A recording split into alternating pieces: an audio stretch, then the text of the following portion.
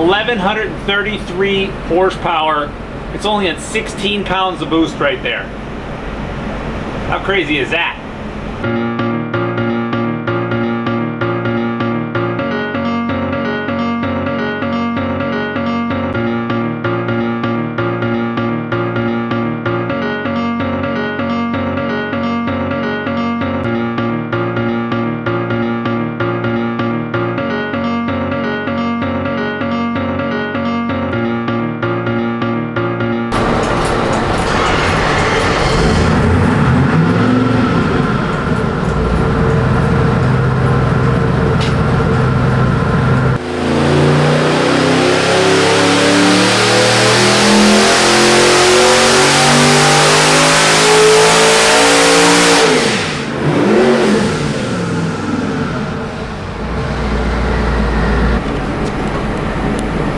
So here's our 388 twin turbo hot rod.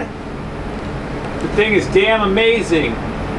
732 foot-pounds of torque, 862 horsepower, and 9 pounds of boost. This is Jim Mulvey's 388.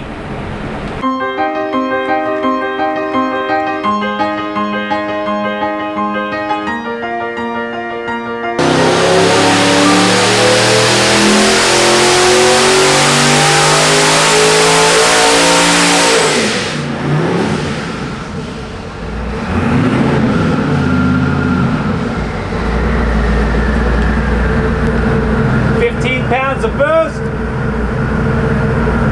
936 foot-pounds, starts to pull off at 632.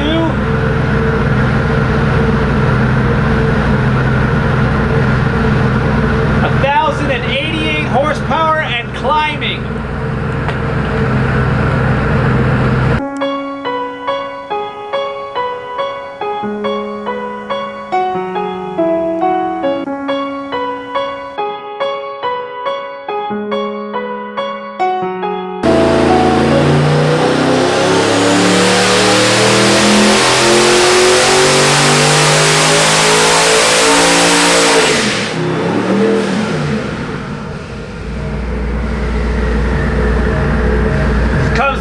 To a ho-hum idle. Look at that shit. Damn. 579 at the start of the pull, 974 fucking foot-pounds, 1,133 horsepower. It's only at 16 pounds of boost right there. How crazy is that? 388-inch driver. Really cool features is that this is exhaust is all stainless. As far as the piping goes, we back purge it when we weld it, and it's got some of our new billet 4-into-1 collectors that are made completely from a solid chunk of metal, so there's no weld joints on the collector itself, so you won't break the collector. And it's also got a V-band attachment, so you can rotate it clockwise and counterclockwise to get the turbo position where you want it. And the actual transition piece, this is done in 3.5 inches, which was never possible with a pipe, actually, to do it cleanly. So we CNC this turbo transition to get a really tight run into the turbocharger. Again, all billet. A lot of them that we do with the wastegate attachments at a billet too, so there's no welding there. On this particular application, though, we welded the wastegate just to get it a better fit in the Camaro. And then it's got your V-band tile wastegate, V-band attachment for the air cleaner, V-band attachment for the exhaust, so there's no gaskets there, which really makes it trick also. All right, so this is kind of a sneak peek. You look at one of the billet collectors, so you can see it's just completely machined from a billet, which is really trick.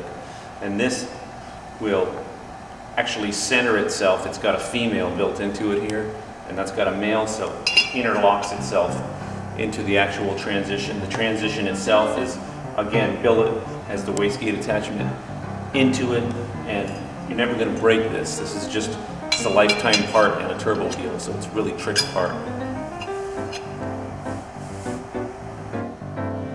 So if you look closely, you can see how they interlock. So you pop it together, and it's a really good interference fit. You put the V-band on there, you can rotate this to rotate for the turbocharger, and it makes for a lifetime part. All right, so this is the back of the motor. We're going to show you some of the details in the back of the engine. We've welded in a bunch of specific bungs for fuel pressure reference or hard line reference for the gates or blow-offs, and it's all done back here in the manifold, so we get a lot of referencing, power brakes, etc.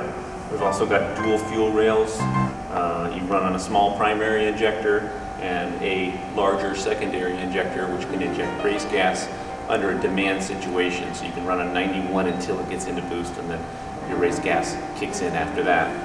What's also nice is that the injector placement is a much better shot at the back of the valve comparative to what factory is. So it's a straighter shot, which uses less fuel and makes more power.